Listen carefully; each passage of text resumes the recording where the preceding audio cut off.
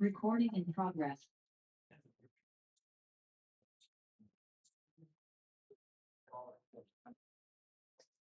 I call to order the May 18th, 2026 Adrian City Commission meeting. If everyone would please rise for a moment of silence and the pledge of allegiance.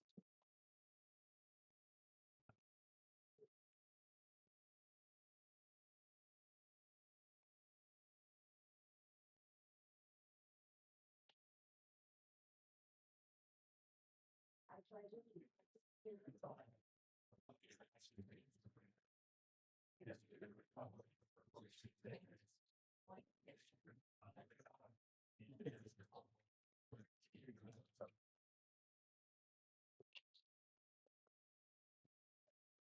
roll call, please. Mayor Lee, present. Commissioner Roberts, present. Commissioner Zeit, present. Commissioner Vandy, Present. Commissioner Moore, Present. Commissioner Schwartz, Present. Commissioner Cheshire, Present. all commission members present. And we have a motion to approve the agenda. Madam Mayor, I'd like to make a suggestion that since we don't have clerk or the acting city administrator, that we postpone the ethics board discussion. Do we have a second on that? Second, but I would also like to add, since this is being Cruisen's final meeting as a city employee, I would like to have her speak to the commission. So you would like to add that, is what you're saying? Yes. Okay. Do we want to do that during informational discussion topics? Is that what you're suggesting? Yeah, yes. Since you made the motion, Matt, Commissioner Schwartz, is that agreeable with you? Can you restate your motion, please? I'm restating that we have Lisa Cruz. So we have a motion to approve the agenda with tabling the ethics committee discussion, adding Lisa Hewitt, presentation. I don't call it, well, it's not a presentation. Lisa Hewitt Cruz speaking to us. How's that? All right. I have a motion from Commissioner Schwartz with a second from Commissioner Moore. Roll call, please. Commissioner Roberts? Yes. Commissioner Zeit? Yes. Commissioner Vandy? Yes. Commissioner Moore? Yes. Commissioner Schwartz? Yes. Commissioner Cheshire? Yes. Mayor P? Yes. Motion carried. At this time, we will have public comment regarding items on the agenda. Just to reiterate, this is only for items on the agenda. For the record, you will need to state your name, place of residence, and you will have a 3-minute time limit, which you will see on the screen. Hopefully, because we're having issues with the screen tonight. And you will hear it if you don't see it. But you'll have a 3-minute time limit, and we will start inside the city chambers first. When we have exhausted all public comment inside the chambers regarding items on the agenda, we will then open it up to the Zoom participants. We will begin inside the chambers now.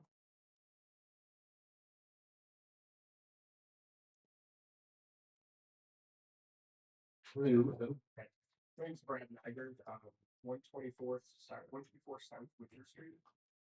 This is in regards to our Memorial Hall proclamation, which I am very grateful for, and I appreciate the recognition.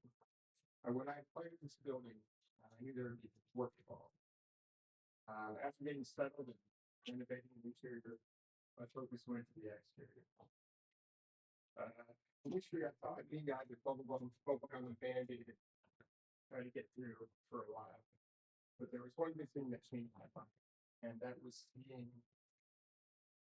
Tibbetts Opera House in Coldwater. Very similar building to mine, which fell into disrepair and was a shell of what it was. And a historical preservation project on that building turned it into one of the most beautiful buildings in cold water. And it inspired me to do something similar with my building. So after some investigation and into grants and collection of the contractor bids that resulted in numbers outside of my reach, I decided to hire an agency that could instead break apart the project into little chunks on an annual budget. And after 5 long years and more checks than I prefer to remember writing, I feel like we've saved the exterior of one of the most beautiful buildings in Adrian in a historically accurate way. It was an honor to receive the award from Michigan Historical Preservation Network on May 8th. They recognized only 2 buildings for historical preservation and 8 others for other categories. Of all those recognized, the crowd let out a gasp when it was announced that I was able to complete my 100% private funds, because there was not a single other building at that event that did not take some sort of grant. It seems most historical preservation projects need help, and most impressive ones seem to be municipal and big nonprofits with lots of donors. And I'll be honest, I started to have something in common with them for the past 5 years, and I felt like a nonprofit as well. Anyway, I appreciate the city for recognizing the work that we did in this building. And I hope it's an inspiration for somebody else to do something with theirs. Thanks.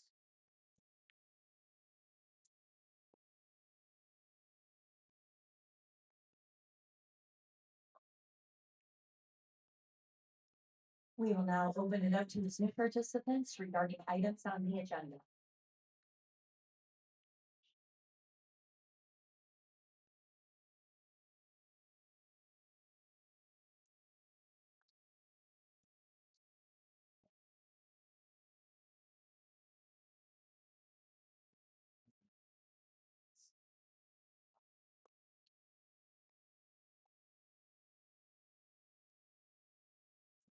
Hearing no public comment, we will now move on to proclamations. So we're going to need to come forward again to get your proclamation. I'm going to read it to you. It'll be right in the middle, okay?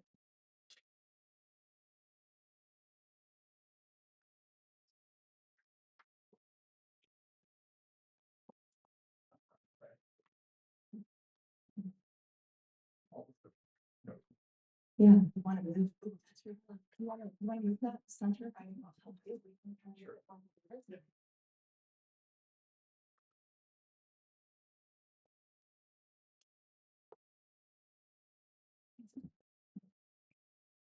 Whereas listed on the National Register of Historic Places since 1985, Clark Memorial Hall is one of downtown Adrian's most distinguished landmarks.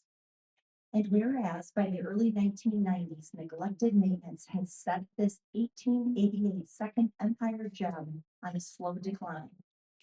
And whereas in 2015, Brad and Cassie Maggard purchased the building, established Maggard Razors on the ground floor, made the upper floors their home, and committed to a full exterior restoration entirely at their own expense. And whereas completed in 2025, after 5 years painstaking work, the project replaced the mansard roof, but rebuilt the ornate cover balcony from scratch, stripped and repointed the historic masonry, and recreated original woodwork and ornamental details throughout. And whereas the Michigan Historic Preservation Network has presented a 2026 Building Award to Clark Memorial Hall, stating Clark Memorial Hall is a model for preservation practice in Michigan.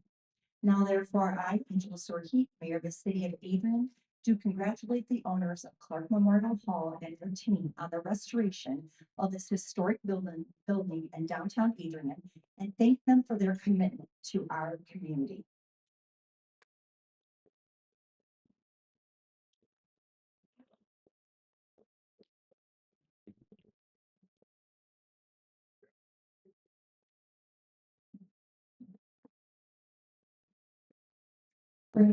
To stay for the whole meeting, but I'm gonna keep this here so people can see it, and we'll make sure it gets back to you, okay? We'd like people to enjoy the great work you did downtown. Thank you.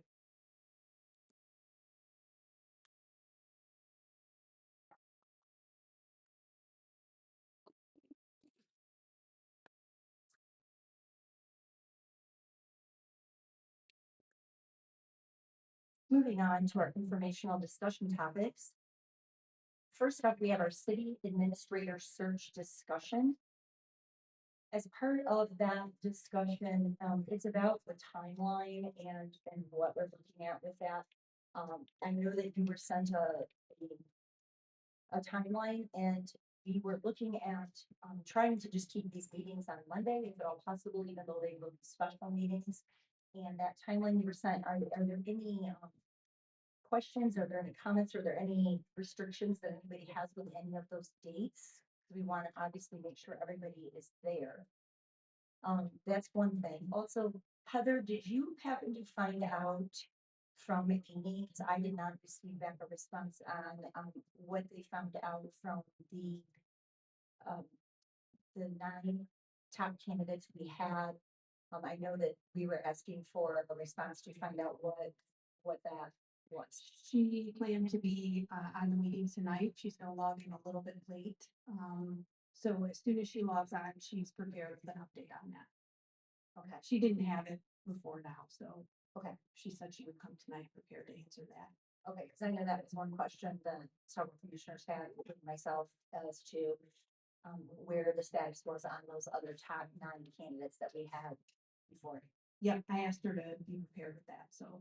Okay, thank you. You're welcome. As it relates to the search, I know as part of this discussion, I know one of those days, June 8th, is also when our city attorney had planned for us to do the training. And they were looking at a time for that training as possibly 3 o'clock on June 8th. Is that doable? And then we would have following that at 5 o'clock, doing the interviews. Or actually go, it's not interviews, but looking at those candidates and having that discussion. I would personally be a little pinched for time if it was set at 3 and moved back to at 3:30 or 4, I could do that. But that's just me. Well, and it could be like a 4 or 6. That's what I was kind of to find out if that's why we're asking. That would be better, personally. Would that work for everybody? If it was 4 o'clock for the training and then 6 for the looking at the candidates on June 8th? Yeah, I'm available anytime. Works for me. Were there any other conflicts with that timeline that was given? The question I had is, so the review of, the resumes would be on the 8th. Mhm. And then on the 22nd, the plan would be to conduct, interviews that day. And that, if I recall from the last time, was a little bit longer of a day, for us. The question related to that then, it would be the 29th for deliberations. Would it make any sense to just keep in our back pocket like the 24th or the 25th if we wanted to have 2 candidates come back for a second interview, or fine either way? Last time we didn't need to do that, but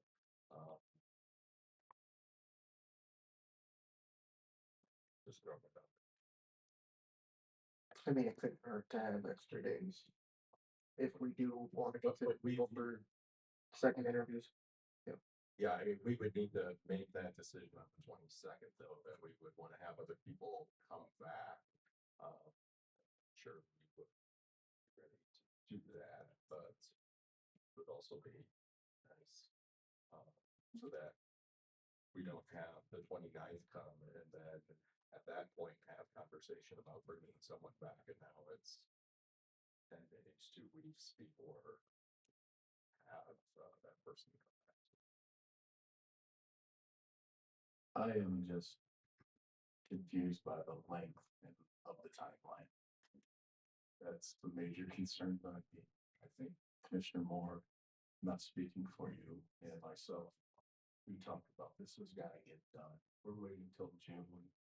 We're looking at July, maybe later start date. That's a long time for the time crunch that we're running with many projects. And that's one reason why I was asking for where the other top 9 candidates that we had previously, what their response was. When you reach out to them. Yeah, that's what I think Chip and I spoke about, and you agreed to last week, that, well, some commissioners thought we needed to do a complete new search. We were hoping that maybe we can expedite it by finding out who our top candidates were, and get those secured and then set with them. And I know that there's 3 new commissioners on the board, but I don't know, but I know Aaron has been very involved, Tiffany has been very involved. And Chip has been very involved with this, and so I think that doing the best job to speed it up, to get somebody that can get approved, get on the job, that's familiar with the city, is vital for us right now. Heather, do you have any idea why, like, did they have the extension, did they have the resumes, like, taking application, sorry, open until a certain date? Is that why you think they went with that, or do you have any idea? I sent Amy the information that everyone provided regarding their schedules, so that's where her proposed timeline came into play. The, job posting closes on the 25th of this month. So I think she was just going by the dates that everyone's available. I mean, I don't know, but I don't know if she could get them to us by then, and I guess that's a question for her, but we have a meeting, June 1st. Is it something where we can possibly meet at like 5 o'clock that night and find out and look at the resumes and go through them at that point? I would think that's something we can maybe do and at least speed it up by that week. And meet for our next meeting. But I don't know, and Amy's not on, so it's not helpful right now because we don't know. Yeah, I can certainly ask her that question. I know that she had, on her schedule to distribute applications to you all on the 29th. So I didn't know if they needed those 4 days or anything, or, but you all are, going to receive the applications, according to her timeline by the 29th of May, so I don't see why you wouldn't be able to talk about it on June 1st. I also think that it's important to note that this schedule was built, with her previewing all the availabilities, dates from the entire commission. I will be out of the country on the first, so. I'll be out of the country in the first too, but my understanding, the last batch of candidates, were they the 9 or 10, they were already vetted? And everything was okay with them, and so that's why I was wondering why we vetting the wheel, going back, open it up, or just find out if any of those 9 candidates are available. And that's what we're wondering as well, like, that's what we're waiting on. We did ask that question. I'm not sure that I want to rush. I want to make sure that Amy's is the expert in this, and I wouldn't be concerned about us rushing. I want to make sure that she does her due diligence in vetting all the candidates that are coming in. There might be someone new that applies that might be excellent for the position. So for me personally, I would like to stick with the timeline that was suggested, starting on the 8th. And I'm gonna go back to the conversation we had at the last meeting. You know, we did this, and, let's be perfectly frank, look at our history. We had a retirement, and the administrator went out and got another job. We had a 7-month administrator who had planned to be here for years, and in 7 months, he retired and he went and got a new job. Before that, we've had transition after transition after transition. And so anybody that's, I would say, going to be a much superior candidate or whatever is going to look at our history. They can go back and look at our meetings because they're all on the web page and Zoom, and they can see the controversy that happens and the ridicule that people take when they present things like this, and see the conflict that goes on. And who out there, maybe there is some, I'm not giving up on that, but who out there is going to look at this, look at our history, look at the current situation of this commission, and be a stellar person coming in to lead this group that has no experience as being city administrator. Or city administrator that probably was terminated or signed a letter of separation or some type of agreement. And we have to really look and do some introspective looking. How are we gonna create an environment that's gonna be inviting to people? If you want to get a superior candidate, what do we, all of us, have to do to change? Keep somebody here, because people don't leave when they're happy. People leave when there's conflict or trouble. That's my point. We have 9 already that are invested in this, that have done their research on the city, that we're interested in. We have more, we narrowed it down. I'd like to ask you, the HR person, again. The 9 people, they've already been vetted, right? To the previous time. So anybody, any city commissioner has to worry about being vetted. They've already been vetted, right? Yes. Thank you. I think that I would like to also take our time with this. Adrian deserves to have a quality candidate and, there is definitely the possibility of a new person coming in and being that quality candidate. Putting, back, a month is not something that I think is not doable, especially because we have a very capable interim, that we've appointed. I don't think that city business is going to stop with, Mr. Sattler, helping us continue the progress, and until we find who we want that candidate to be. I guess we just really need that info. So Heather, as soon as you see that she's on there, can you let us know? So that we know that she's on and can respond to that. I knew she couldn't be here until a little later. But I think it's very crucial that we get that information so that we know where we're at with those 9 candidates that have already been vetted and already, that we've already looked at. I will let you know as soon as she logs on. I mean, in the meantime, it does sound like the first does not work. Definitely don't want 2 commissioners not here for looking through applications. It's and maybe there'll be somebody interested that's already been vetted. That's kind of what I want to find out. But in the meantime, in case that is not the case, are we okay with the June 8th and that timeline? I still feel this is pretty quick compared to what we've done in the past. It's not ideal. None of this is ideal. But it's the situation we're in, with if let's just use the possibility that none of the 9 are interested. I don't know. I have nothing yet, but if none of them were, and their applications are open until May 25th, they don't see that we can really be any sooner than June 8th as it is from when we will be receiving those applications or those resumes. So I guess we just wait and see. I mean, that's my thought. Wait and see what Amy tells us on the 9 top candidates, but use the time that we have for new possible candidates and see where we can go from there. And I think that we already have the information on the top 9 candidates, so if any of the new commissioners want to take the opportunity to start looking at those, if there was someone that they really like, we can narrow that down and get those going too.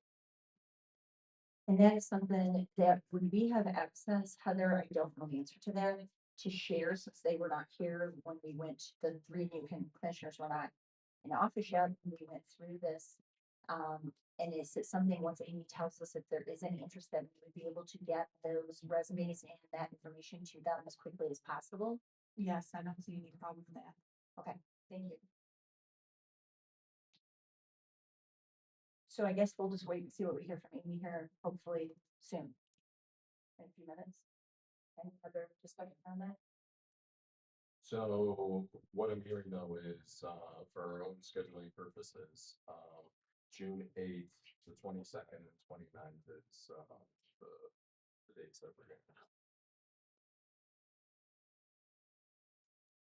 So we will move on, and maybe Amy will pop on before we're out of informational discussion topics, but I will call to the microphone, Lisa Hewitt Cruz. And we'd love to hear from you. Thank you. Thank you, Mayor. Thank you, Commissioners. I'd like to begin by expressing my sincere gratitude for the opportunity to serve the citizens of Adrian over the past year as your Community Development Director. This year also marks my 39th year in public service, a career that I've taken great pride in. Prior to joining the city, I concluded my federal service on special assignment to the Undersecretary's office, who reports to the President of the United States, where I was tasked with developing comprehensive step-by-step guide for newly appointed state directors across the country.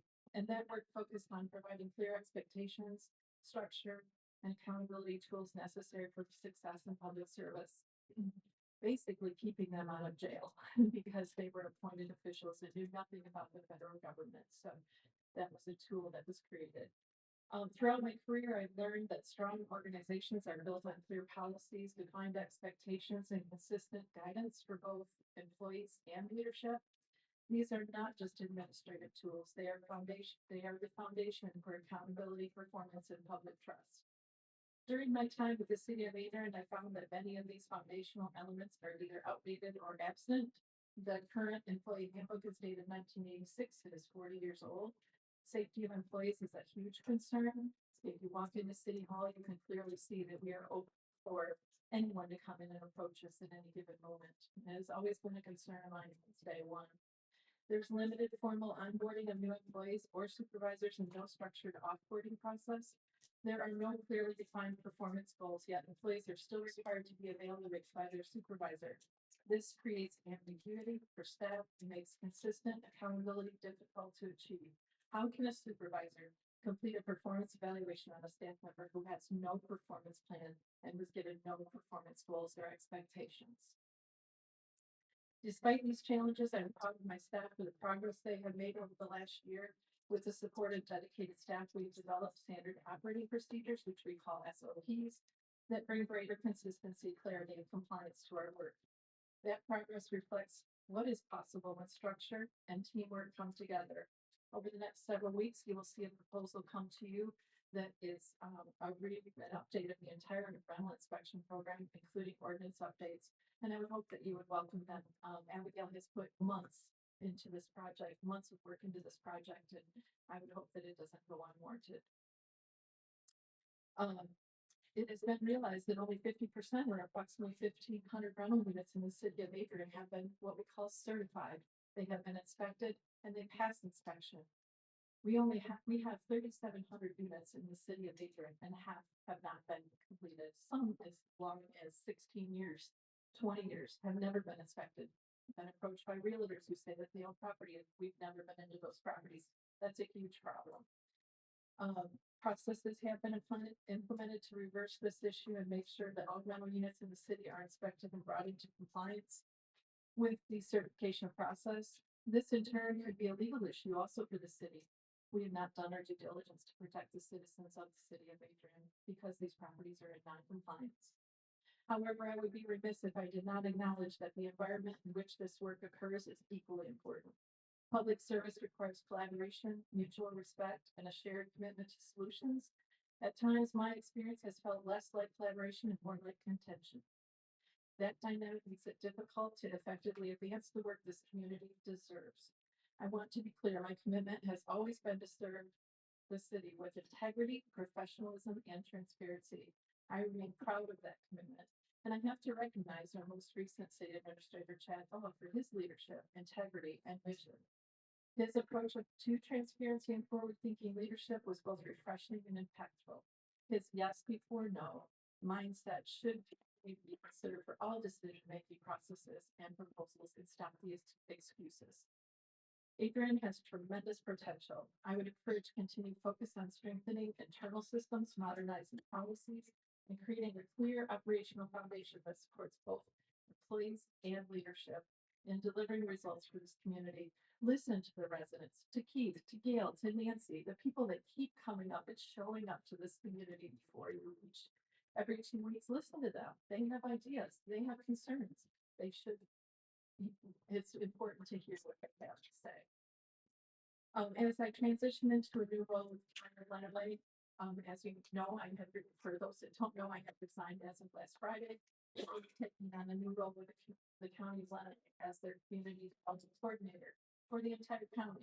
And I will still be available to assist Adrian's stabilization and growth, doing the same for Adrian as I would for any other rural community throughout Lenawee County.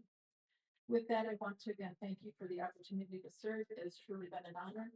I have given each of you a package that is in front of you, and in that package is about 18 pages of my thoughts of what I would do if I were city administrator, how I would change the foundational basics of the city of Adrian. A lot has to change in order for you to grow and stabilize. So I hope that you take those seriously.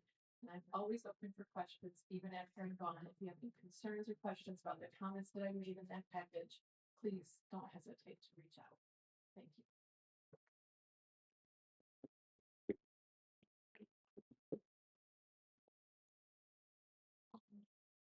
Madam Mayor, Lisa, first and foremost, thank you for your service. We had an opportunity to have lunch last week and appreciate the written artifacts that we talked about during our conversation. I think this gives us good guidance as we go into strategic planning with the city, so that we can continue to update where we need to be on these things. I know some of these issues have long been discussed over multiple years, so that this becomes another good artifact for that. I appreciate the commitment to Adrian, but also am optimistic as a Lenawee County resident with your work and vision and the work that you're able to do. But continue to partner with Heather and Kelly Jo and Tecumseh and the other communities to make a better place to live in its totality as well. And then one last question: did you get the environmentals that we talked about last week? You can just not. Which ones? I'm sorry. The Garfield ones. Oh, no, not yet. Okay. Okay. Lisa, I just want to say thank you so much. You have worked tirelessly and you have built an incredible team of people. You have made some great hires. We have an amazing group there in that area between, I don't actually know Abigail, your title, but Abigail is amazing. And if you haven't met Abigail, you are missing out. And you know, I know Dan as our building official, and we're just getting a lot of very positive comments about Dan and his work with the public, and we really appreciate it. And you really have taken on that yes before no thinking, and thank you for that. That is all due to you, Lisa, and what you have created in that department and in City Hall, and it does not go unnoticed, and we cannot thank you enough. And we do look forward to working with you. I just said to Kim Murphy, not knowing it yet, that if you end up stealing Lisa, because I was afraid I knew the county had an open spot. I said, you know, we really, the relationship with the county and the city of Adrian has really blossomed and really made great strides. And I really hope that that can continue and we can do some great things together. So thank you. Lisa, I would just say thank you very much for what you've done, which you know. I've appreciated your work. As the community development director, I've seen drastic change. I've seen the hard work. I've heard 60-hour weeks. You were always communicated when I've ever had a question to ask throughout your whole tenure. I'm going to miss you personally. You were a professional. You were dignity. You ran with dignity. You held people accountable, and it was something that we became proud of in our department. I'm glad that the county's getting you, but it's a tragic loss for Adrian, especially now that we don't have an administrator and now that we don't have a community development director. But thank you, and for always caring for Adrian and guaranteeing me that you would always be helpful with us whenever I call. Thank you. Lisa, I want to comment what you've done, because I saw the report today, how the city's reporting on enforcement, and they're starting on addresses and what they're doing, so I know I talked to Chad about a month ago about the reporting system, and I appreciate what you've done. And I hope that you will report to the city commission before you leave the addresses of the rental units that have never been inspected. So I'm sure there must be a report that you can provide this commission to us on this. And I also noticed on your pamphlet that you passed out, there's exhibit B to all employees that Chad did on May 4th, 2026. And I'm just wondering, Mayor, did he talk to you about issuing this administrative directive about regarding CPLs while working in the city capacity, that they cannot carry CPLs in the city employment? Were you aware of that? No. So the city administrator, is he allowed to make an administrative directive like that? Without city commission approval? I don't know, he's in charge of city hall, so, I mean, those are all his employees. So I know they went through training. Can you answer, do you know, Vince, to anything to that at all? Sorry, Vince, to put you on. I believe the administrator can direct employees, but that'd be a better question for Burke at this point. Oh, who are you guys that question? Question, chief, is that Michigan's open carry. So why would we have, since you're limited to defend employees in the city in case there's I know in schools, they're trying to get teachers to be being concealed weapons carried as in schools. Why wouldn't we want that same thing, protection for our city employees? I guess I don't have a response to that. You have to ask Chad. It came up during our active shooter training that we hosted at City Hall. A number of concerns came up that they were working on addressing. Some of the participants expressed that that was an option for them, and the directive came out shortly after that. So that's what I know about that. Thank you much. I would say, again, from a school district perspective and an employer perspective, each of those choices remain at the power of the employer. So school districts are not allowed under state statute to have employees that are carrying unless they're specifically employed for that purpose. And I think the bigger discussion here in this instance would be, while I myself have a concealed pistol license and support the right to carry, there's a clear difference between when you carry on your personal time and when you carry on your work time. And I think that is a clear delineation between those two areas.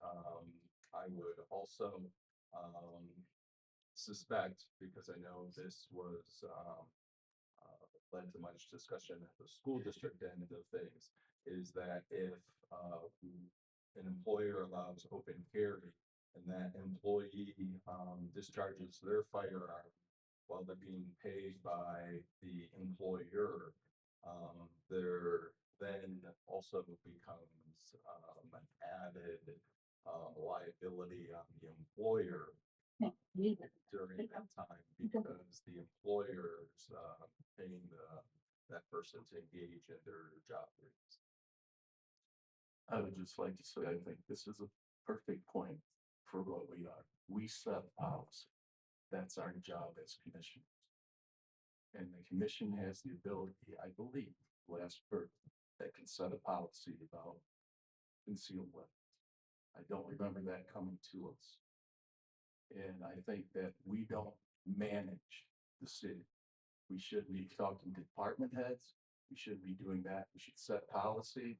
We should listen if people want to talk to us about issues and problems that we can bring up, but we're policy setters. We are not management of the day-to-day operations of the city. And my faith in Chad was, he had a good grasp on what was going on from law enforcement. So I think that's a thing that we can ask Will as the acting administrator, bring something to us so that we can look at that if that's a concern. Because in today's society, we see it every day. There are things happening that we don't want to see happen.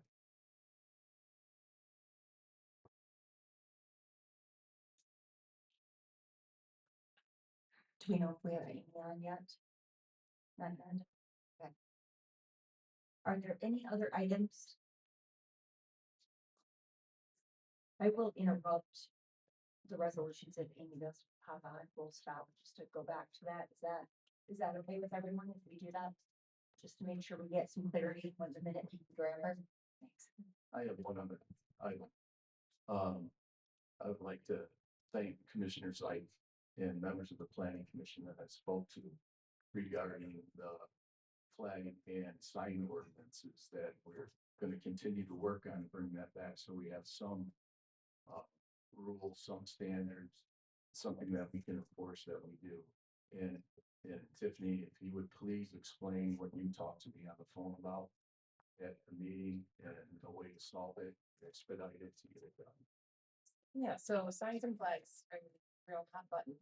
There's a lot of verbiage that we still need to work out, but Michelle Dewey actually had an excellent idea at the planning commission.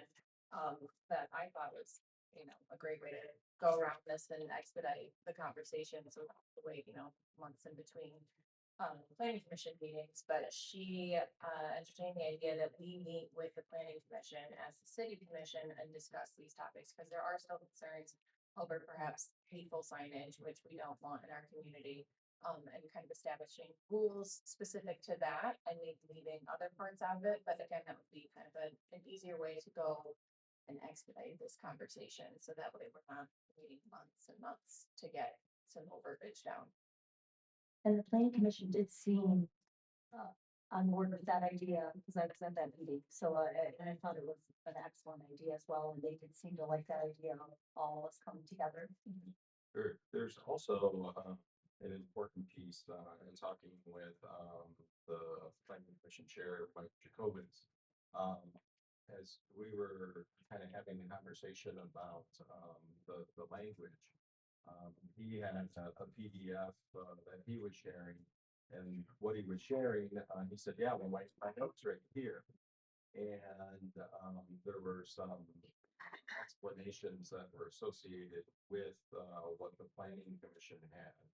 And what we received was not that. So the kind of the explanation, the rest of the story, the reason that these things were brought to the planning commission were communicated to the city commission. So it just says like the ordinance language, so it doesn't on the top of the sheet. It doesn't have kind of that detailed background that has the what was taking place. So I think that's kind of helpful for the story through that as well. And then kind of in talking with Mike, some of the specifics as to like why did the flags come to us, and it was because Dan got a call because someone asked how tall can my flag be. So when we're so that was the question. So rather than the issues with the flags, when we resolve the issue at hand is what's the flagpole height recommendation moving forward. So I think that again, in terms of the example of city and talking with planning to kind of get to as they would say, what's the rest of the story, and Dan just needs an answer of how tall should flagpoles be. That I think is a different question than kind of what we got into the weeds with as a result of what was on paper there. So the bottom line is we need to have a thorough conversation with the commission. And I think that's the most important thing that we do. We're transparent, make it public, everybody can come. Those that have a concern can raise their concerns at that time. And we can get into the weeds of the situations about what's going on. Because if we're gonna make this a city that's welcome. We have to have something that stops, whether it's a sign or a flag or things nailed to a tree that promote hate and conflict within citizens that make people that live here feel unsafe. Have to. And I think that would be a good challenge for Burke, at the time for First Amendment rights, because First Amendment rights are, very clear in terms of, unfortunately, the downfall of what is, allowed. Time and place is what can be controlled. And yeah, freedom of speech is definitely there, but can you have 30 signs in your front yard? Okay, you can have freedom of speech, but it's what it is. And I'm not an attorney, I don't do that. But we have the right to say you can only have so many signs, so many things. Because if you just don't have any rules with anything, you could live next to somebody that you have a conflict with and you can find out that there's something you don't agree with and put 30 signs right on your property line. So when they are coming with their spouse or their kids, they have to see that they know they're hated in their neighborhood. And that's not fair. I would, whether it's one sign or 30 signs, it's still hateful. It doesn't matter if it's hateful, it's wrong if it's hateful. Bottom line, you have a hate sign in your house, it's wrong. But you have 30, and we don't limit how big it can be, so put banners in your house, you put 16 flags up. I think that's where we have the right, where they have an obligation to the city to make our citizens feel safe. We can't limit what we say. It's like equal access. When we had school buildings, if you let this group in, you gotta let the other group in. It's all guaranteed in that. So we have to do something so that we can regulate and have some teeth into it, what's going on. And I agree, Burke would be the expert. And then Amanda is. Yeah. It's just so that Burke does know. Yeah, Bert, just a lawyer in Bert's office, so she's sitting in, so She's taking very detailed notes over here right now, or she's taking away. And it was my understanding that she was gonna communicate our concerns to Burke, so Burke can do that. Is that not right? Yes. So I was clear on that understanding. Correct. Thank you.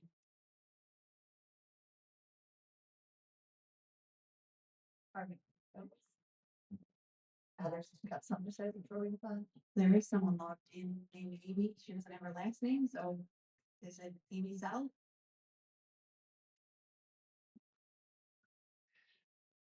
Yes. Yes.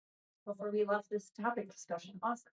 We are wondering about the top 9 candidates that we had the last time around and what you have found out since contacting them. A few people are considering. Many people are not, no longer available. We have contacted everybody and, we are expecting there to be some applicants, although they're still thinking about it to some extent. Can you give us an idea what more specific some or few is? Not mentioning names, but how many are? At least one.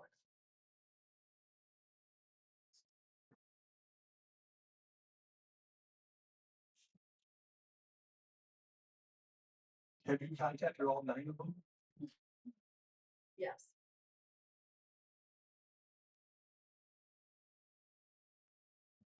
We were talking about that June 8th date, would 6 p.m. work for going over those applications? Yes, that date works, and I have a person that can be in person on that day. I will be out of the country, but I just have a person that would be able to be there in person to help facilitate that conversation.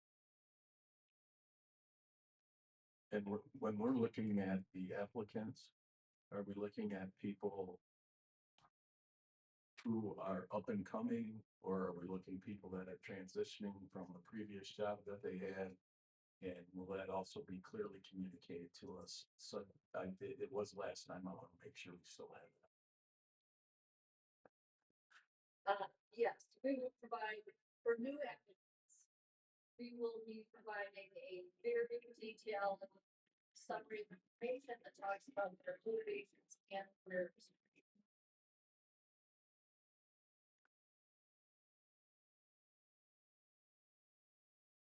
Do we have For any former applicants, you'll have the same amount of, we're not asking them for additional information.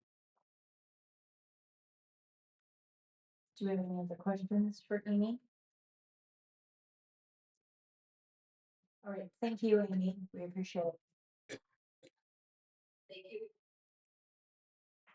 Moving on to the consent agenda, may I get a motion to adopt the consent agenda? Support. We have a motion from Commissioner Banky with a second from Commissioner Zeit. Roll call, please. Commissioner Zeit? Yes. Commissioner Banky? Yes. Commissioner Moore? Yes. Commissioner Schwartz? Yes. Commissioner Cheshire? Yes.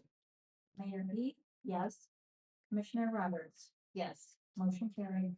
Moving on to the regular agenda under resolutions. Resolution R 26-046 is from Community Development. It is a resolution to authorize environmental testing and soil remediation activities for the Winter Street Development Project. May I get a motion to adopt the resolution? So moved. Support. Are there any commissioner comments or questions on this resolution?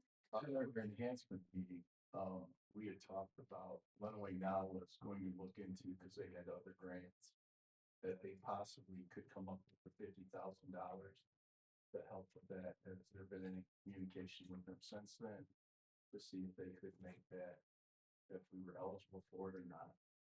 Here's your answer. Here comes Lisa.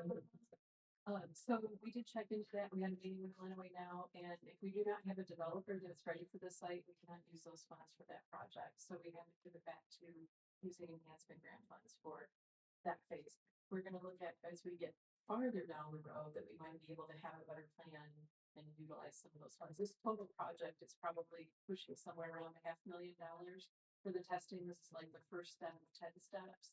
But yes, we did discuss it and it was decided not to utilize those funds. Thank you. And then, just a quick question. So when we, receive the information, what do you think the timeline will be for completion? The testing will take a couple weeks. They need to do some deep well installation. And then after that, once we know those results, then we'll remove the asphalt that's there from the parking lots. Then the next step is more ground penetrating radar. And then the next step would be the final phase of removing the soil. What we're trying to do is prevent removing all of the soil in order to save on cost. If we only have to go 4 inches down versus 12 or 30 or whatever it is. So I don't know if that answered your question though. Yeah, so within, 2 months. Yes, Well- as soon as that's done, we go on to the next phase and get bid from that. And then the company that is performing the service, ERG, has been, along with myself, in extensive conversations with Eagle on the best practice going forward so that we don't make any missteps. And we want them on board and telling us what to do. So there's a lot of work that's already went into this, and we kind of come up with a plan of the best step forward, best path forward. And so we don't get into the situation with the Garfield and McKinley as to where those files are. Right. Where, so ERG will be able to provide it with somebody that information with our releasing that information in the future, and saying, yes, that's fine. Give this to the developer, when it's developmental ready, so that they can, incorporate those. If there's a cistern tank or something that's discovered as part of the ground penetrating radar. And all of that is stored on our shared drive for our, so I don't keep any of that on any kind of private system, so it will be accessible along with Lenawee now, plus every supporting documentation is in the resolutions that have been presented for all projects really, along with it. Perfect, thank you. You're welcome. We have a motion from Commissioner Roberts with a second from Commissioner Banky. Roll call, please. Commissioner Banky? Yes. Commissioner Moore, Yes. Commissioner Schwartz, Yes. Commissioner Cheshire. Yes. Mayor Heath, yes. Commissioner Roberts. Yes. Commissioner Zeit, Yes. motion carried. Before we move on to resolution R 26-047, there is a blank space within that resolution, if you noticed, and it's a dollar amount. I'm sorry, I didn't bring the exact resolution right here, I'm looking at the agenda. But it's about replacing if there is any damage or, somebody, did something to that area, like maybe graffiti it or whatever, and it needed to be replaced. It is my understanding from what I've been told that it's in sections, like block sections, so like if it was damaged, you would not have to replace the whole mural. What I was not, given a figure on it was how much each section would be to replace so that we could come up with that dollar figure. What I do know is that the mural, with, putting it up and the fees, for the artist and all of that, seems to be an approximate cost of $10,000, which obviously the vibrancy grant is paying for. This is a mural that is not coming out of general fund or coming out of our funds, but we would be responsible, the owners of the building do not want to be responsible if there is any vandalism to this mural. They want this mural to look nice. So this is like a safeguard of, what would we be willing to go up to, what amount, to ensure that it can be replaced, like, that section can be replaced or it can be restored. I have no idea, but my suggestion might be like half of that, possibly like up to $5,000 if that was needed. No, we don't foresee this, but that's just my suggestion, and we can have a discussion. I really want this number, we need this number before we actually bring this resolution to vote, so we can have a discussion about it right now. So any thoughts on that? But I do know the approximate cost of that mural is 10,000. So we can go off that. Do we know, so I know with the donated, historical markers downtown, the one that was broken, that was not part of our insurance. So I would hope and assume that this, mural project would be, covered under insurance as well. Is that something that we know from any by city, the city and departments has? We do not know the answer to that question. But we'll check. I think having that half of the amount of the cost is reasonable. I don't know how much it would cost either, obviously, for repairing and hopefully, knock on wood, there's no issues for it to need to be repaired in the next 10 years. I'm not totally sure if I should contribute to this or not, just for transparency's sake. I am related to the owners of 136 East Lenawee. So if the commissioners are concerned about me contributing to this discussion, I'm happy to hear that and abstain from this vote. But I do know that they have brought up the fact that it's printed panels. It's not necessarily painted artwork, and that's what they're concerned about being able to replace if something happens to it, is they don't have the access to the design or the material, or that's what I was told. Do you have any estimated figures that? I have no idea. I'm removed from all of the discussions with the gallery jobs, so I just stay out of it. Should we suspend until we know what the numbers would be?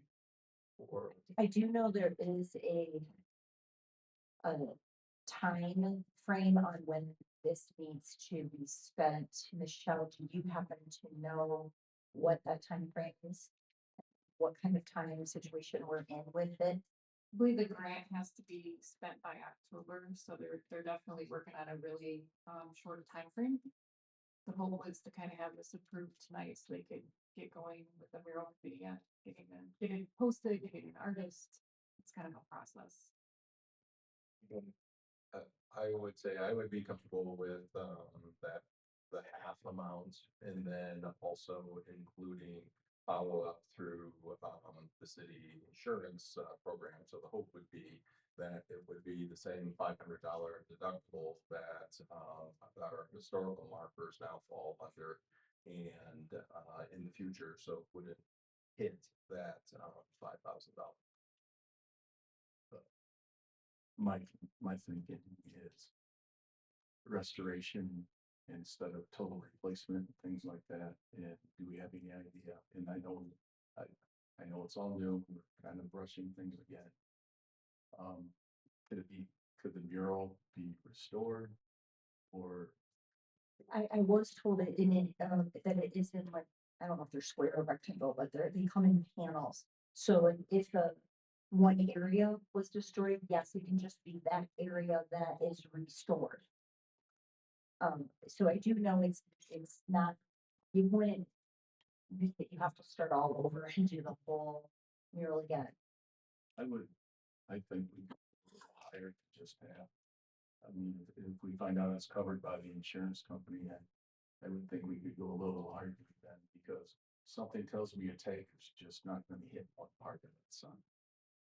And that's concerning to me, that we could have the whole sign done, but we only have $5,000 where it's gonna take $7,500. And I think the concern of the owners of that building, is just that it's not as visible. I don't believe, correct me if I'm wrong, Chief Edward, but I don't believe we've had any vandalism reports on the mural that is down on the tap room, correct? Have we had any? Sorry to call you up, I'm just asking. No, it's there that I'm aware of. We've had tags in other places downtown, but not on the east side of the town.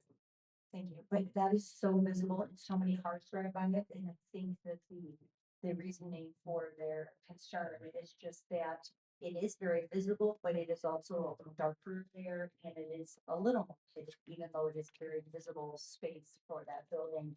I think that might be their concern. I don't know, I haven't talked to them about that, but I'm just gonna assume with knowing where that location is, so I see your concern with that as well, Commissioner Schwartz. Do we have insurance on that mural? Main Street right now? I do, that's what we don't know, we're gonna find out, we don't know.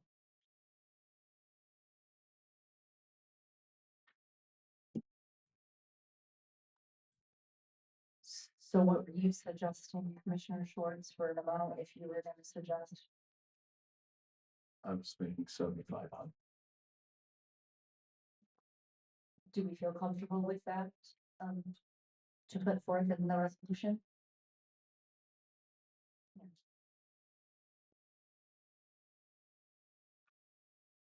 Okay, so do I have a motion for resolution R 26-047 from administration?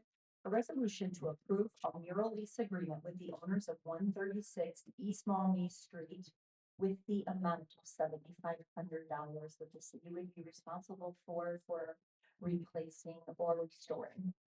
So moved. Support. Yes? Just thinking of, so if the insurance cover, let's say there was a $10,000 or $8,000. And would that mean, are we boxing ourselves in that our insurance would only cover 7,500 with this, or we're just saying that's what the city would reimburse? That's what the city would reimburse. Okay, That's what it is saying. thank you.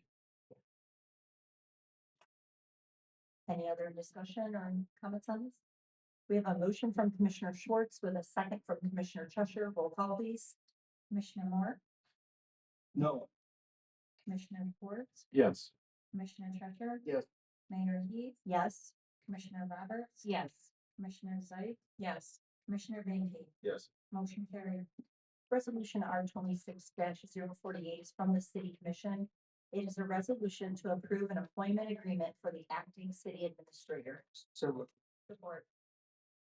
Are there any commissioner comments or discussion on this? We have a motion from Commissioner Cheshire and a second from Commissioner Zeit. Roll call, please. Commissioner Schwartz, Yes. Commissioner Cheshire, yes. Mayor Heath. Yes. Commissioner Roberts. Yes. Commissioner Zeit. Yes. Commissioner Van Heek. yes, Commissioner Moore. Yes. Motion carried. It's now time for public comment. This does not have to be something that was on the agenda tonight. It's general public comment. We will start inside the city chambers first. When we've exhausted all comment inside the chambers, we will then open it up to the Zoom participants. Just to reiterate, we need you to state your name and place of residence, and you will see the time limit of 3 minutes on the screen. We will begin inside the city chambers now. Hi, Gail Lenawee, Adrian resident. I had something else in mind, a prayer plan, but I think that's one for the city commission. But for Lisa, spring flowers for a new beginning.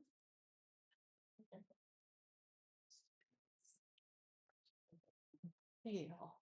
Lisa.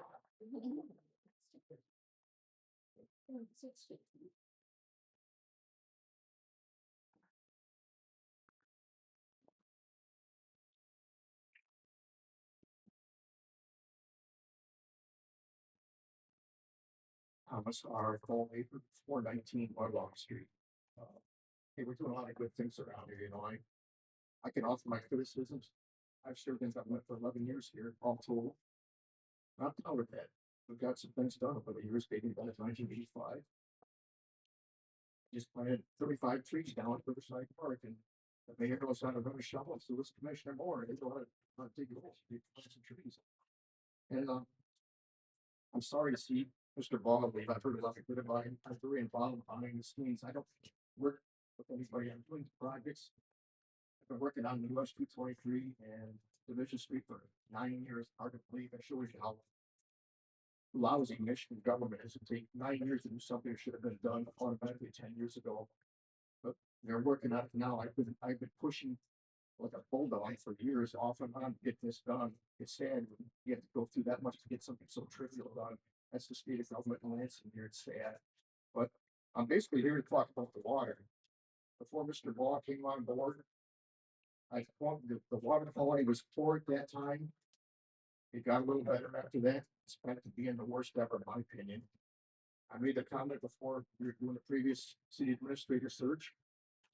You bring people in here, candidates, they take one drink of the water here, it's the worst drinking water I've ever tasted anywhere. And that's one strike against us to get anybody to want to live here. This is a good city, but water is an important part of life. If it's lousy, that's bad. And I talked to Paul Kane today. He's the superintendent out there. In fact, he's graciously offered me a tour again of the plant tomorrow. And he's trying some things, but we gotta do something much more drastic than just having a real activated charcoal over the water system. There's a big issue here. It's got economic development consequences. My nephew lives over in Maple Land. He drives to the Topsy every day because he gets a coffee. Tim Hortons every day. Don't go to this one here. The water is terrible. I had coffee there. It's bad because of this water. And a lot of businesses can't afford to put water filtration systems in the restaurant business. That's all right. I talk to people around here. They're struggling. A lot of the restaurants, not only locally, but it's a problem everywhere because people don't have the buying power they once had. Inflation just destroyed people's buying powers in this country over the years, and it's a quality of life issue, and it's hurting the city's image, quite frankly. And I love this city. I'm tired to see people run the city down. I'm doing what I can, and like Lisa, what she said today, I've been a landlord for 45 years. My properties are some of the best properties in the city. I'll give you addresses. You go by and see what you think. Nobody's doing this better than I'm doing it. I'm not bragging. If I can do it, why can't others do it? And this is what's going on. The court enforcement here is horrible.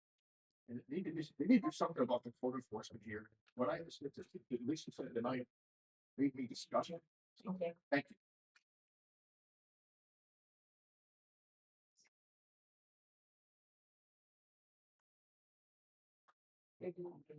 Mayor Commissioners, Nancy O'Connor, City Ranger resident. I need to write my thoughts down because I don't want to get off topic because there's much more that I could say. Last commission meeting, I spoke about how the city is on the brink of losing good, highly qualified and devoted staff because of the actions of treatment from a small group of commissioners. My warning came true last week as Lisa Cruz resigned from her position with the city. I hope the ones who subjected her to that behavior are happy with this outcome. And for the rest of this commission, are you happy with the reputation that a few of your peers are giving the city government and the city as a whole? Thank you.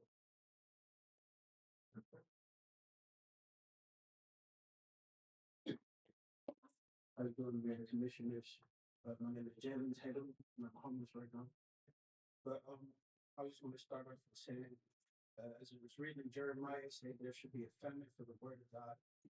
I saw across some things such as the laws like no graven images, anything that's made in heaven or earth, or anything in the waters. No gossiping, soothsaying, no mixing of two different seeds in the field. When you're planting a palm in the field with two different kinds of animals. When you build a house and you work on the roof, you build a parapet on the side to catch the person just in case they fall. Don't cut yourself or get tattoo marks for the dead. 6 days you work, and the 7th day you rest from all your work. Do not hate an Egyptian, don't hate an Edomite. Do not hate dishonest, don't use dishonest skills when measuring weights on his back on his hand gears. When a woman is going through a menstrual cycle, she'll be unclean for 7 days. Anything she touches will be unclean. If a man has an emission of semen, he'll be unclean until evening, and anything semen touches should be clean. He'll be unclean. I'm sorry. And also, writers from the prophets. The first one I'm looking at is from Michael 1. Well, I'm gonna go to Amos 8 first.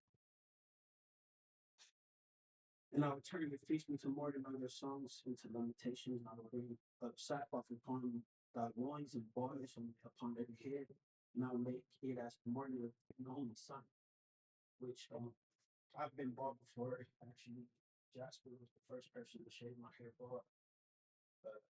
For with that said, feeling as though that I was repenting, getting closer to God in certain ways.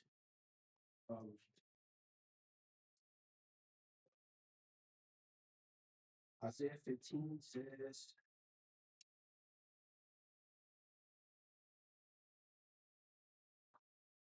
I'm sorry, it says,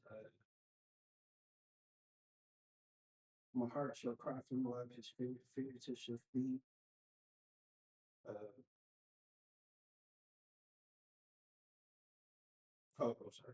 On their heads shall be baldness and every beard cut off. That's another thing as well. Shaping of the face and the hair. And that was it to push forward the kingdom of God and give people the law, statutes, and commandments. That's it.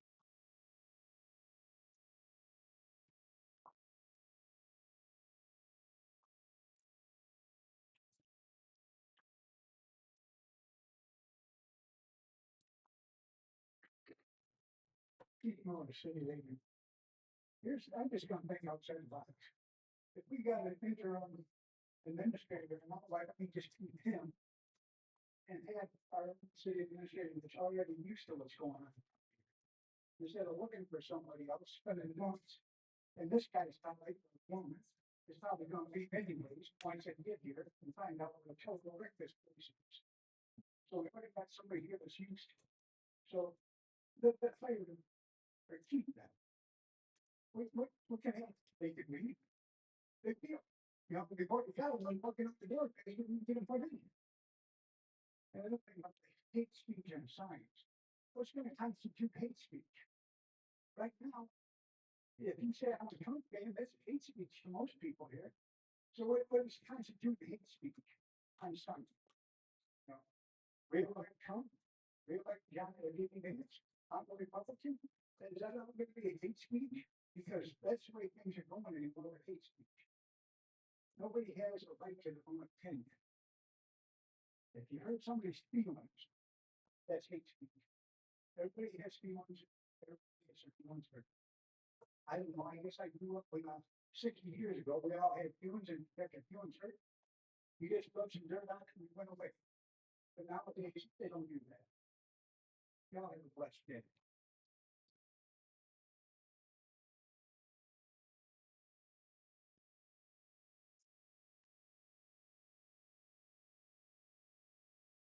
Well, my name is Ernest. See the rest of the computer. One is the potholes is throughout have the city of Adrian, which causes car damages to people, well, causes damage to people's cars and sidewalks that are still safety hazards. People over there walking at night and trip fall. Who problem is that? It's the cities. So, um, there's always a flood inside, uh, outside in front of the courthouse. There should be a drain instead of people splashing water up on the sidewalk on people that's walking to the courthouse. In the homeless population, I don't believe and I don't agree that the city ordinance should be a no camping. The no smoking, we expect to smoke at it. It's outside. We're not causing no problems or threats to anybody. The camping, you like hard people up. They come right back out. They have a bill, a jail bill, a booking fee, or whatever, and a ticket. They can't pay it, so they get a warrant and go right back to jail. So why have a city ordinance? It's ridiculous. I'm also homeless, so that's why I'm touching base on this. It's because we're human. Every person who is homeless, we're human, and we're gonna be treated like it, but not get locked up for camping. Show us love, do y'all expect me love, the unconditional love, patience, understanding. That type. It's ridiculous. So I disagree with the city ordinance of camping. Shut the warm. They keep people out left and right, which you expect for us to do. So you're gonna remember what? This issue and the safety hazard, and it is it needs to stop.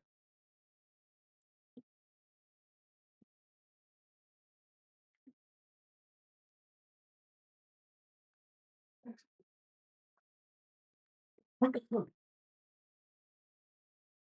Mark Adrian, I'm gonna read to you to make sure I don't forget anything in this. Good evening. We've heard a lot about bullying, transparency, and work environments. I know a little about those topics from personal experience. I recently came across an email exchange that I'd like to share publicly. This was discovered in a FOIA request for other information, but I feel it's relevant based on its content. Also, as I understand, the circumstances and timing of the alleged incident with Commissioner Roberts took place in October of 2025. The email exchange, I'm going to summarize 2 emails and then three full-length shorter ones. Describe a meeting that took place on April 21st, 2026, about 2 weeks prior to the last commission meeting. Summary of the first email is from Lisa Hewitt Cruz to Chad Bob Broadcast dated April 23rd, 2026 at 7:47 a.m. On Tuesday, April 21st, Lisa met with Gordon Gauss, Scott Municipal, and Alan to discuss a new nonprofit concept for downtown facade grade improvements. The group provided no program specifics or parameters. 45 minutes into the meeting, developer Scott Gibson entered unannounced. The meeting immediately pivoted from nonprofit to unrelated private interests. Scott Westfall went from prepared remarks questioning the town square project timeline, proposing that his private building, 122 South Main, purchase or release adjacent city green space for a beer garden. Scott Gibson then interjected regarding his ongoing project, Bixby project friction. He said his cost would reach $864,000 and declared that if he provided full documentation to the Brownfield Authority, the city would be required to sign a non-disclosure agreement so the information would not be subject to public FOIA. Gibson noted a $104,000 mechanics lien on the property due to unpaid bill to a demolition contractor. He also stated that unless 4.2 million to 4.5 million state and federal subsidies were received for the project, it was not viable. Ms. Cruz repeatedly refused to comment, redirected both individuals to discuss the matter formally with the city administrator. The summary response of Chad Ball to the mayor and Commissioner Roberts and Commissioner Binky, administrator, learned about this, and he said the manner in which the topics were introduced combined with concerns regarding potential influence and the need for clear structural boundaries that I can discern have never been restrained. Absent with clearly stated guardrails, including defined rules, expectations, and formal LOU will not allow these concepts to advance formally. He also sent an email later that morning, also Lisa informed me this morning that during the meeting, staff also made comments questioning path of certain funds, including remarks to the effect of, do you know how this money got here? According to Lisa's account, tone and context of those remarks, he created an atmosphere she considered intimidating. As it relates to me, the implication these funds should be some manner directed back to him or his projects to support enhancement of Adrian. Lisa Spring stated her belief that Mr. Westfall previously signed approximately $500,000 from the enhancement grant for 122 South Main, and that Scott Gibson requested $1 million for the Adrian Mall. I want to be clear that I did not personally witness the statement, even so, in light of certain community concerns and resolved questions surrounding grant authority, administration, and accountability, this reported conduct is relevant and consistent with those concerns. Thank you. Sorry, your time is up. Sorry. I have copies of these emails for you, 'cause I'm sure you all have to see them.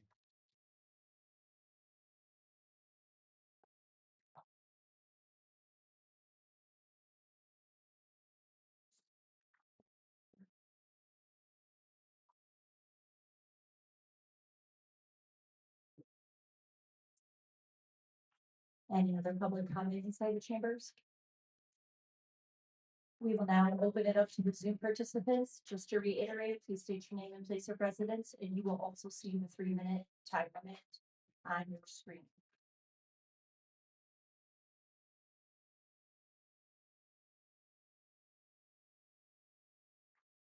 Hi, Carrie Smith, City of Adrian. I just wanted to say that I had family visiting from Iowa over the past weekend for my grandma's 90th birthday. And the comment that my aunt made was, man, your water tastes like dirt here. What is going on? And I think that I've gotten a little bit used to the water because although everyone says it tastes bad, I guess I didn't think it tasted like dirt. But that's what happens when you just get used to a bad situation. And so some of the comments like, why not just leave the person who's acting administrator in place and let them do the job? He knows the city, or he's been a part of it.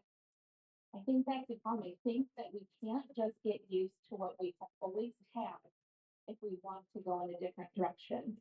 I really encourage this commission to keep an open mind when looking for replacements for Chad, for city administrator, and now unfortunately Lisa Hewitt Cruz, who just did a fantastic job.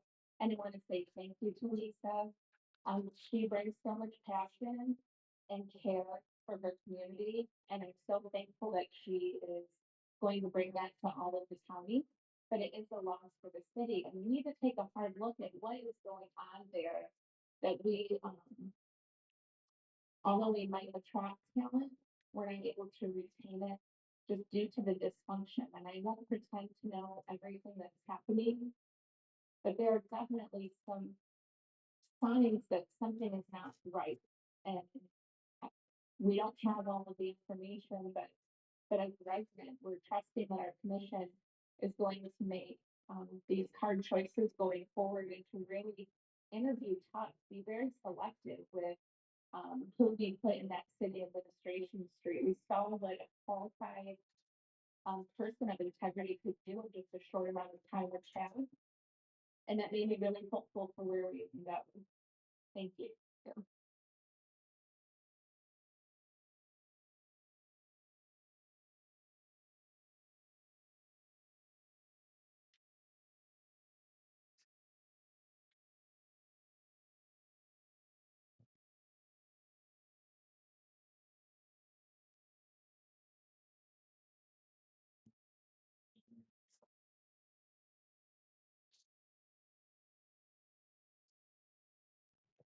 Hearing no more public comment.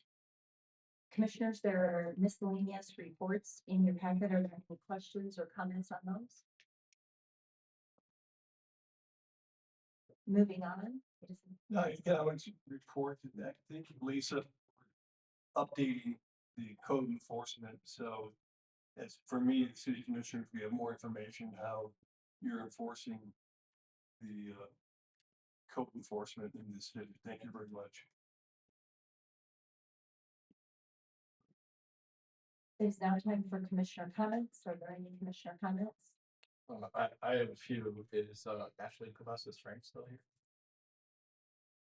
Was she left? So I just wanted to kind of point out traditionally when we travel to Moriyama, we provide a gift to Moriyama, and Ashley is a Native American Buddhist, and she did the mascot of the city of Moriyama, which is a lightning bug named Mori.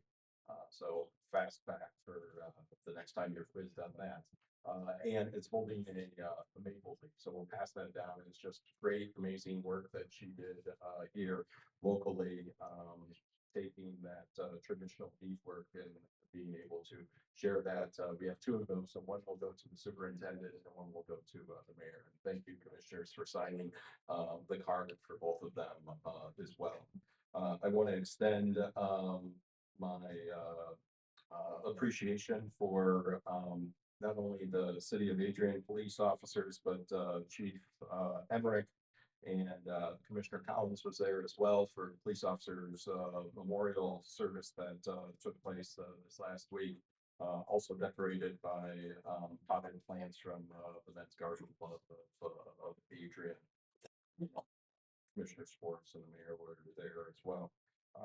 I do want to extend a thank you to the fire chief. He set up a meeting this last week with the chiefs from all across Lenawee, and Cox now has a county-wide response for any fire victims, the children that are fire victims, to be able to replace toys and kind of provide a soft Band-Aid while they go through a tremendous loss of a fire.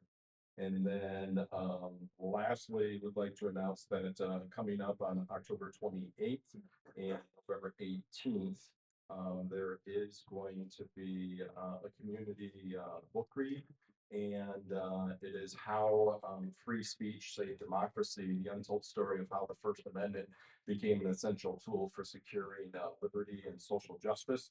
And that book was written by Christopher Fion, who has 40 years in First Amendment protections, and he's also going to be joining us during that book discussion as well. That information will be available on the Adrian Diversity Event Fund website here in the next coming weeks as well.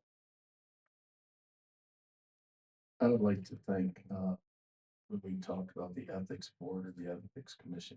I mean, we have several great members. We have Ricky Carson, Ellendorfer, Ben Negron, Aaron Bernard, Sister Mary Jones, and Kyle O'Connor.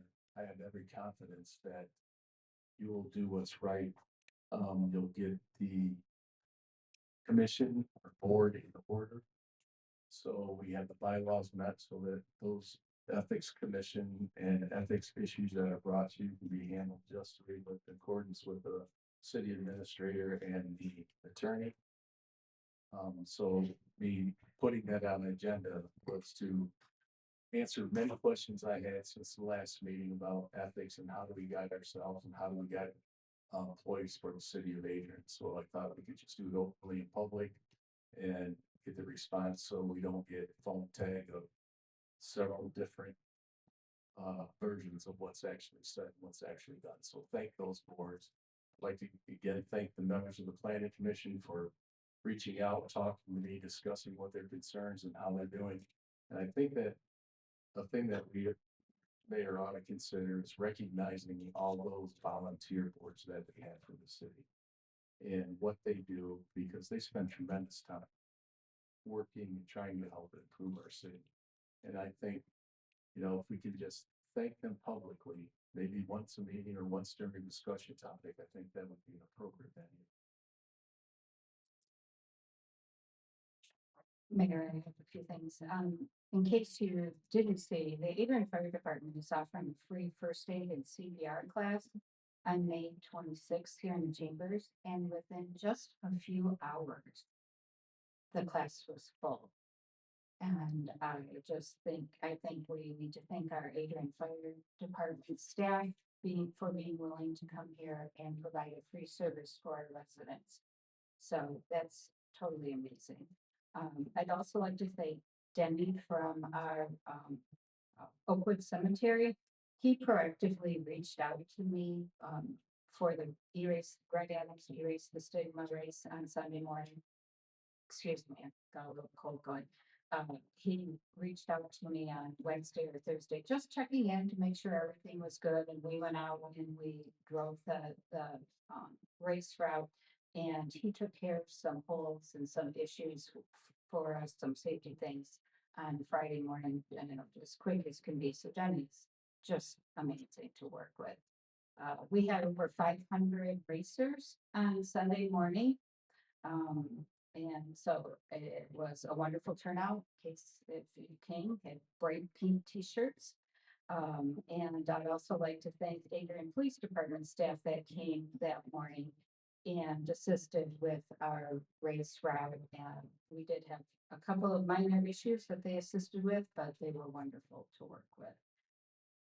On Saturday, we had the Habitat for Humanity had the pickleball tournament. We did end up having a 2-hour delay, but we had a wonderful turnout, and all the funds come back into rehabbing properties within the city of Adrian. And they did just complete a build for a new home within the city, and the person who received that home happened to graduate with my oldest daughter. And so it's really nice to see that that's, going to someone that we know personally, or my daughter knows personally, I don't know her. And the last thing I'd like to say again for Brad, thank you for sticking out, Brad Maggart, sticking through the whole city meeting so that I could thank you again. When I did the bicentennial last July, and I offered the walking tour. We had about 25 to 30 participants do a downtown walking tour, and your building was the one that they just were in awe of. And so I was really, really impressed and grateful that you received your award. And thank you for coming tonight. Appreciate it, Brett. I just wanted to kind of address the elephant in the room. It's felt like it's been really stormy since Mr. Ball left. And things just keep getting darker and harder, it seems. Especially now, more resignations. And I wanna make sure that everyone knows that I do hear what your comments are during public comment. Your feedback is important, and the things that you say do stay in my mind. I also wanted to reassure my fellow commissioners that it is hard to be on a team when things keep getting darker like this. But I also want to remind us that there are a couple steps to actually developing a team, and I think it's important to keep that in mind. First step is forming, second step is storming, third is norming, and four is performing. So I think that if we can really tackle those items and work together on what the residents are looking for first and what our city employees are looking for first, I think we can start performing and do what's best for everyone.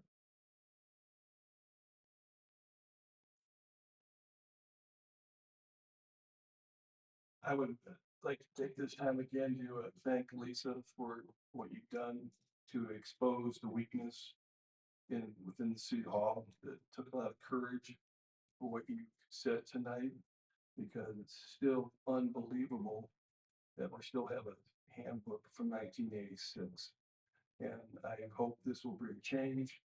I don't view this as a dark time. I look at this as an opportunity to make Adrian great again. So I think with Brad, what you've done downtown, investing with your building, A lot of people may not realize I took out a, building permit to do a second and third floor at 114 North Main Street. I'm investing in Adrian. I want to thank Adrian Steel for investing in Adrian. They announced they're going to add 40 jobs with them. So with economic development, this city will grow and get better. And I'm think the future looks very bright for Adrian. So bear with me, I have a few things here. I just want to, do a little shout out. Tom Bolivar already alluded to it, but Relief came into, it's Relief, Michigan. I do believe that's correct, right? And, worked with, Matt Tomaszewski, and they came in, and we were one of 4 communities chosen. I know it was us to come see Dundee, and I don't remember the 4th community that Relief told me received this, but we had 35 trees given to us that were planted in Riverside Park on Saturday in the rain. And Tom's quite the workhorse, just so you know. He kept us going, right, Chip? We were working hard. So but I want to thank the Parks and Forestry Division. There were a lot of them out there giving up their Saturday morning to do that.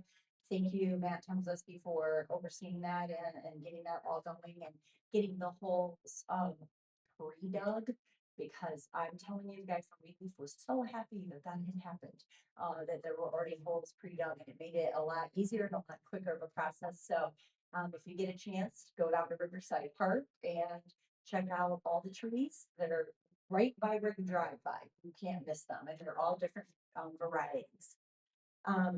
While I was down there, though, I do know that somebody had called into WLEN, so I just want to clarify something that was brought up during that somebody was questioning employees now, and if they do get a pension, and that they thought that every employee that's brought in is under a pension. And unfortunately, that's a thing in the past in all areas of companies, of government, of anything. Pensions are a thing in the past, and they've been a thing in the past since 2017 in the city of Adrian. I did have that verified by our human resources director. And somebody was also questioning the monthly contribution, because yes, we do have to make a monthly contribution for those pensions, which are paid for people that have already retired and are still with us. And it is, the amount was incorrect. I've had it verified by our finance director, and it is 160,000 approximately a month that we do contribute for that. So I just wanted to clarify that, because I couldn't get on WLEN clarified, because I didn't know about it until afterwards, because I was down at the park planting trees. I also want to do a shout out. I did make it to the farmers market. I was very lucky, but I got there, and shout out to Cody. I actually don't know Cody's last name, but Cody is doing a great job in charge of our farmers market. We had a lot of vendors there, and some sold out, and were packing up when they got there at noon, because they sold everything. So that's a great thing. There are a lot more vendors than in the past. I mean, for the first Saturday of the farmers market, and being that it was raining and a little chilly, it was really great to see that many vendors. And she said that there's a lot more coming in the coming weeks as things are growing and people are ready to bring their goods to the city, the farmers market called the city market. So I want to thank her for that. And it was really great to see so much activity there. I also received a thank you note that I want to read. I'm writing on behalf of the East Adrian Coalition and all who enjoy Parish Park. The glass in the bulletin board was broken by vandals, and Matt Tomaszewski very quickly took care of having it replaced when we brought it to his attention. We are most grateful and want you to know that we appreciate the city taking care of it, and we appreciate Matt very much. He is a great asset for sure. The park looks so much better now. Sincerely, Linda and D'Angelo Booth. So I did want to read that publicly. Thank you, Matt. And we do appreciate it. Finally, I am a person of faith, so I will tell you that I have given us a lot of prayer and a lot of thought Before I'm going to give this message, I did prepare it ahead of time because I want to stay on topic. So I'm going to be reading something that I did write, but, this message is meant for the city commission. It is meant for the community. It is meant for the business owners. It is meant for myself. It is meant for all of us. I have been very saddened and disappointed by the accusations, negativity, and finger pointing that is happening in all areas of our city. There has simply been way too much of it, and it will not help Adrian, and it is not productive. The blame game needs to stop. Why is it that it is always someone's fault that someone moves on to a different job? Our city administrator had a job offered to him that was his dream job, according to what he told me, and it met more of his family's needs.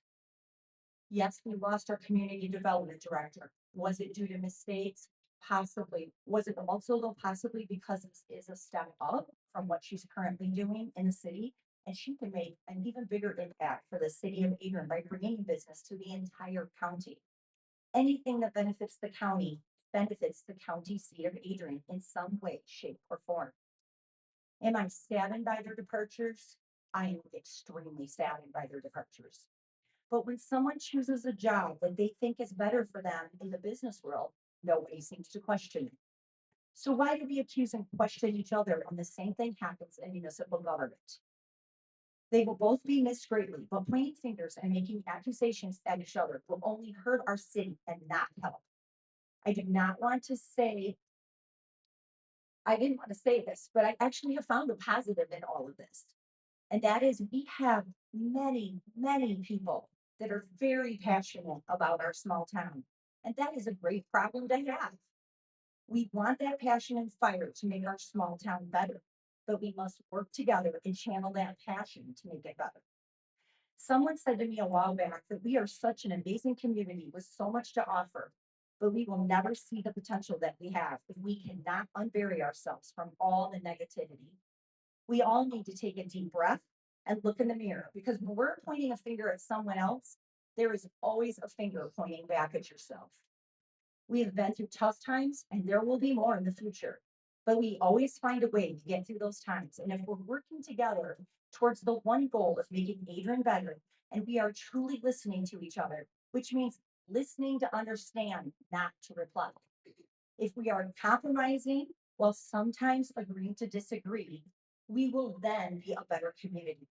We must work together and stop working against each other. Nothing can be accomplished if we are putting all of our energy into trying to tear each other down and find fault with one another. Let's pour our energy into making Adrian the most amazing small town that it can be. There is a great quote that I hope will resonate with you. We are only as strong as we are united, and as weak as we are divided. Adrian, we must choose to be united. It will not be easy and it will take a lot of effort, but we truly all want the same thing for Adrian, and we can accomplish it, but only if we choose to work together.